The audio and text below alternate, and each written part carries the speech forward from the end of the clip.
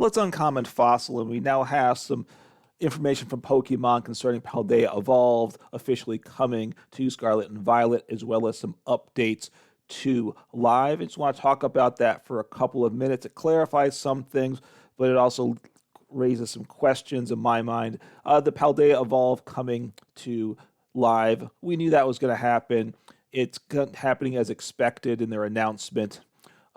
It will happen Thursday, June 8th at 10 a.m. Pacific Daylight Time. That's the day we expect it to come. That's the time of day it happens thus far all the time. So you'll get booster packs, bundles in the shop. You can start redeeming code cards if you have them. You can play the Paldea Evolved cards in your decks. And the Battle Pass resets, which I'm looking forward to that happening, because then we will see what the new decks that are being given away in the Battle Pass. I do look forward to that and talking about that.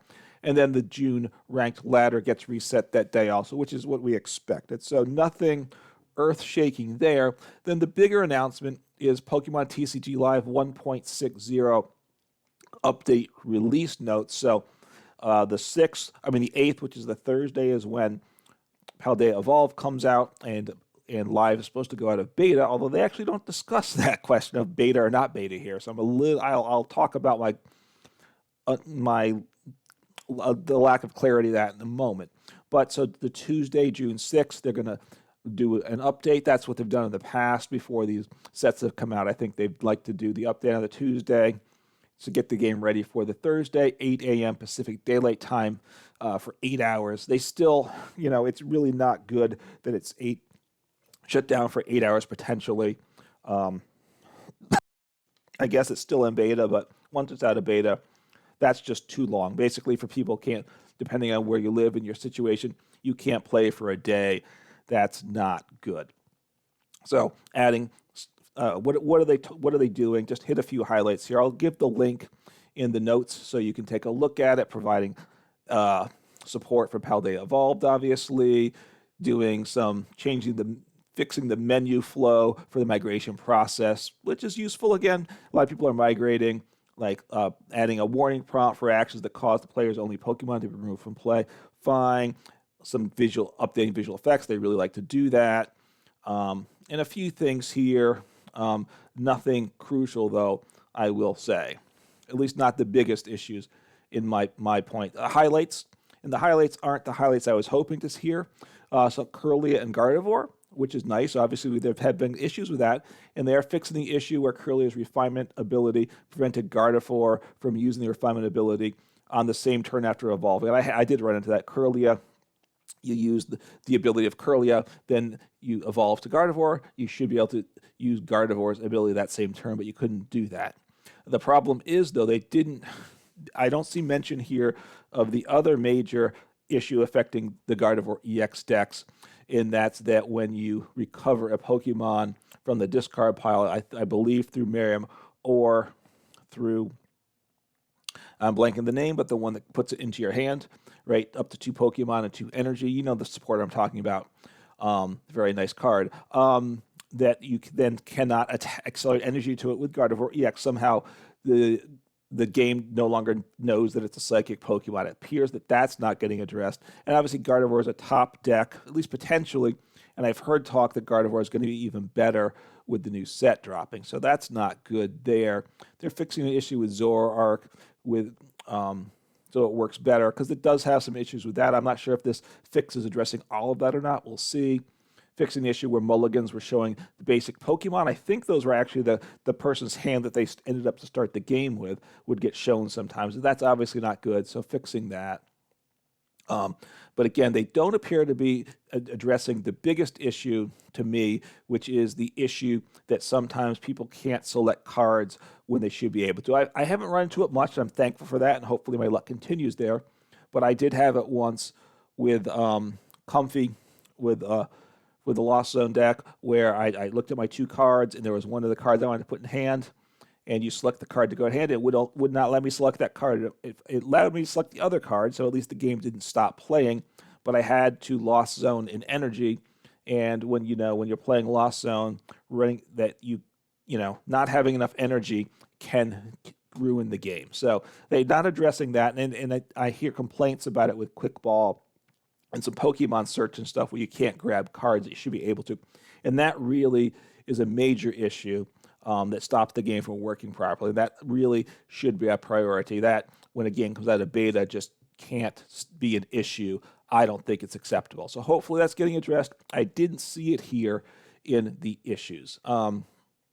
Specific card issues. I mean, like they fixed the issue where an avatar could equip with clothing that a player didn't own. Fine, but certainly not a big deal there.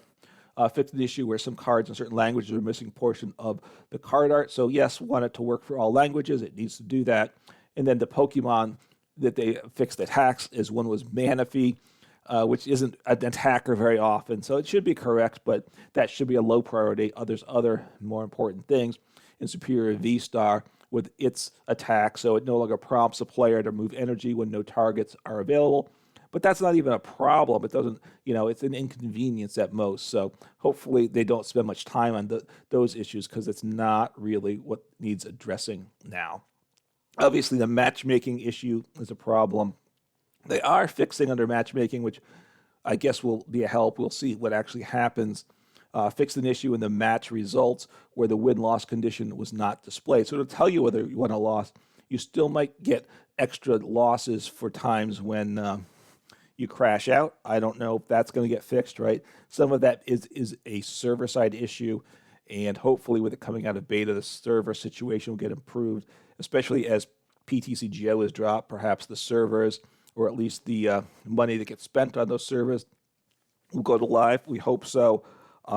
Obviously, the card searching is the big thing. I don't see that addressed here. And the other thing, which I think it is a quote more, it's not a game-breaking issue, but the fact that the metal Pokemon come into active, make a big sound effect is a problem. They are doing one similar issue, but it's less of an issue that I run into, that the evolution sound effect gets played when an opponent's Pokemon, even when it's muted. I haven't really noticed that myself, but it's when a metal Pokemon becomes active, I always get blasted with a huge sound, even though I have the sound muted in live. So hopefully they fix that. That one's like not a game-breaking issue, but there's a number of issues where the game just doesn't work properly. These fixes don't seem to be addressing a lot of the major issues, and that's a concern with it coming out of beta. Or at least hopefully coming out of beta, because then at the bottom here, they give you a link to the Pokemon TCG Live 1.6.0 discussion thread. You follow that thread on the Pokemon official forums. It says, "Hi, everyone. Please leave feedback and discuss the latest Pokemon TCG Live global beta update in this thread." So that seems to mean that this update is for the beta. The problem is it's coming out of beta in 2 days. So does that mean there's going to be a whole new update 2 days later? I got to say, I doubt that very much. So is Pokemon still essentially thinking it's in beta, even though PTCGO is being shut down? I'm not sure. Is it really coming out of beta? I guess is my question. It's always been a bit vague, I got to say, from Pokemon's standpoint. At times, I've had some confusion about the status of things. I know other people have too. It seems like that confusion still continues. Hopefully things get sorted out. Hopefully on June 8th, we have a product we're happy with. We will see. Anyway, stay tuned and take a look at the forums yourself. It's a good way to be up to date with what's happening. And we'll talk about what happens when the update actually occurs. Take care.